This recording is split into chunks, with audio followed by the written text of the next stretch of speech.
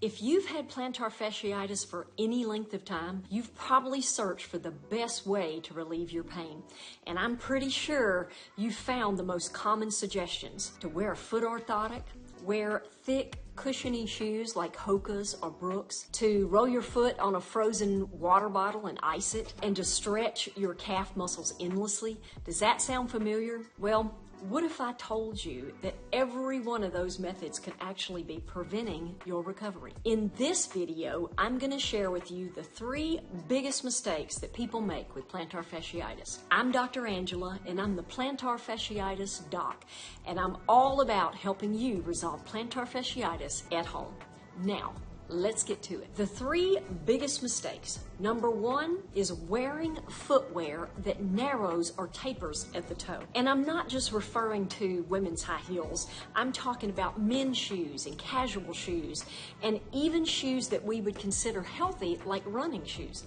They all have a narrow, tapered toe box. When we walk and run, our feet and toes should naturally spread and splay. But when we're cramming our toes into footwear that narrows at the toe, it hinders the function of our feet and it weakens our arch muscles over time. And these intrinsic muscles of the foot, which I like to call the foot core, will basically shut down and your foot will lose the ability to absorb shock. Can't you see how this would be a problem? Most conventional footwear are not designed to support the natural shape of our feet. It's just baffling to me why shoe manufacturers do not consider what truly makes a healthy shoe. A few examples of functional footwear that is widest at the toe and that would support your plantar fasciitis are Ultras, Zero shoes, and Flux footwear.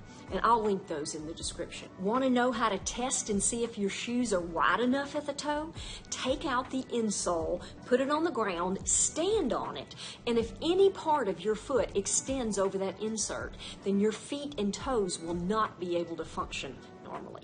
The second biggest mistake people make with plantar fasciitis is wearing foot orthotics. I know, this is so confusing because I'm sure that that's one of the first things that you were told to do to support your plantar fasciitis. Unfortunately, this is one of the biggest roadblocks in healing plantar fasciitis. Foot orthotics weaken your feet over time. Now, let me explain. Our feet are inherently strong and do not need this type of support long term. A practitioner would never put a cast on your arm and tell you to wear it for life. Once those tissues are healed, you remove the cast and then begin to strengthen those muscles. However, with the foot orthotic, there is a neglect to implement an expiration date. Using an orthotic is a temporary solution. The newest wave of understanding is the importance of foot strength and the connection between the foot and the rest of the body, and implementing strengthening and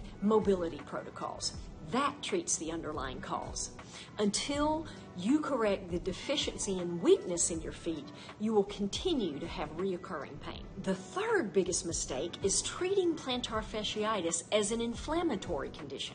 Now, this may surprise many of you, but the majority of cases of plantar fasciitis involves little to no inflammation. The latest research shows that the main cause is restricted blood flow, mainly from those narrow-toe shoes, and a degeneration in the collagen fibers. The reason this is so important is because if you're treating plantar fasciitis and trying to calm the inflammation with rolling on a frozen water bottle, taking anti-inflammatories, getting cortisone shots, and resting, then you're not treating the cause. Furthermore, anti-inflammatories and ice restrict movement and actually interrupt the healing process. So I'm sure you're thinking that a lot of this information is completely opposite of what you've heard or what you've read from other practitioners. And I believe that's why so many people suffer from so long, because they're receiving the wrong information. That's why I created my free guide to resolve plantar fasciitis at home. It involves the exact steps that you need to fix your plantar fasciitis. So be sure you download my guide. The link is in the description. And don't forget to watch my other videos I have on how to fix plantar fasciitis.